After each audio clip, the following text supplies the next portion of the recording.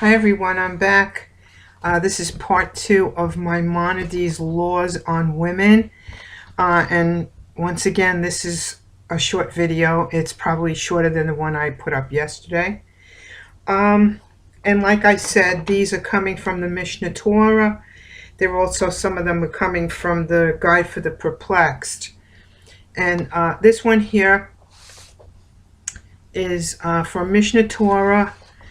The Hilchot Talmud Torah 1:1, and it says, women, slaves, and children are exempt from the obligation to study Torah. Mishnah Torah Hilchot Query at Shema 4:1 says, women, slaves, and children are exempt from the duty of reading the Shema. And Mishnah Torah Hilchot Bereshot 5:6 says, women, slaves, and minors are not eligible for the quorum required for the introductory formula. Mishnah Torah Hilchot Sukkah 6:1 says, women, slaves, and minors are exempt from the duty of dwelling in a booth.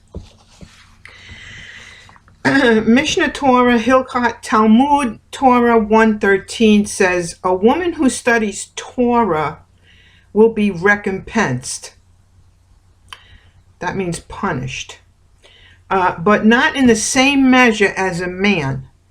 For the study was not imposed on her as a duty, and one who performs a meritorious act, which is not obligatory, will not receive the same reward as one upon whom it is incumbent and who fulfills it as a duty, but only a lesser reward, and notwithstanding that she is recompensed. Yet the sages have warned us that a man shall not teach his daughter Torah, as the majority of women have not a mind adequate for its study, but because of their limitations will turn the words of the Torah into trivialities.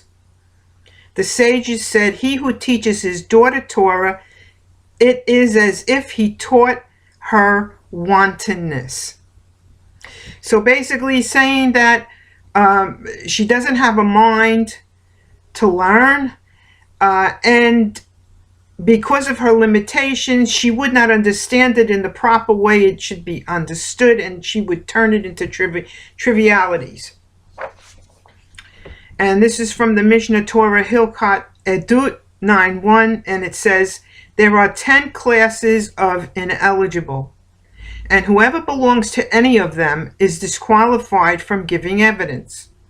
They are as follows: women, slaves, minors, the mentally deficient, deaf mutes, the blind, transgressors, the self-abused, kingsmen, and interested witnesses, 10 in all.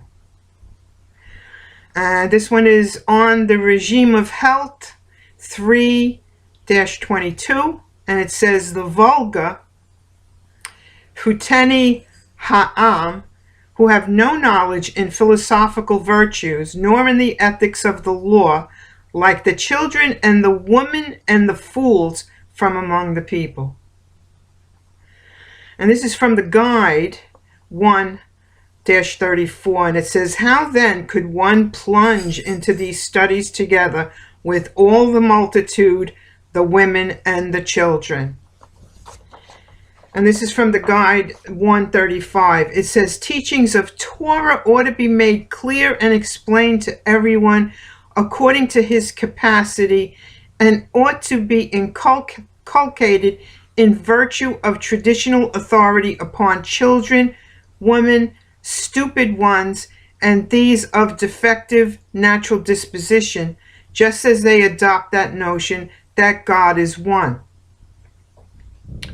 And this one is the Mishnah Torah Hilchot Teshuvah 10:1, and it says, those who may serve God in this way are illiterate, amei aharetz, women or children whom one trains to serve out of fear until their knowledge shall have increased, when then they will serve out of love.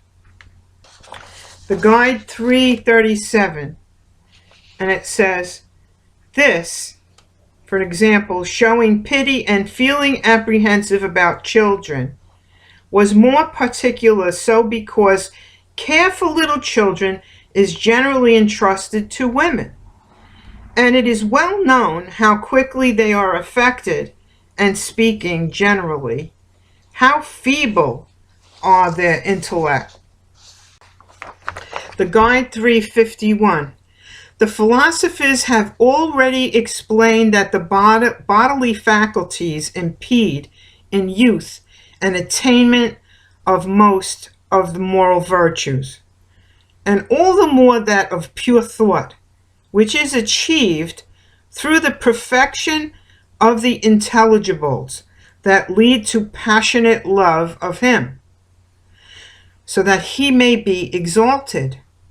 For it is impossible that it should be achieved while the bodily humors are in effervescence. Yet, in the measure in which the faculties of the body are weakened and the fire of the desires is quenched, the intellect is strengthened and its lights achieve a wider extension. Its apprehension is purified, and it rejoins in what it apprehends. The result is that when a perfect man is stricken with years and approaches death, this apprehension increases very powerfully. Joy over this apprehension and a great love for the object of apprehension becomes stronger until the soul is separated from the body. At that moment, in this state of pleasure, because of this, the sages have indicated, with reference to the deaths of Moses, Aaron, and Miriam, that the three of them died by a kiss. And they said of Miriam, in the same way that she also died by a kiss. But with regard to her, it is not said by mouth of the Lord, because she was a woman. So he wouldn't kiss her on the mouth, because she had cooties. She was a woman. The use of the figurative expression was not suitable with regard to her. The purpose was to indicate that the three of them died in the pleasure of his apprehension due to the intensity of passionate love. So the first two men died with a mouth-to-mouth kiss, but not Miriam, because she was a woman. So that phrase didn't apply to her, even though the three of them were said to have died with a kiss. That's it for now on this. I'm going to be back with some more. God bless you. Thanks for listening.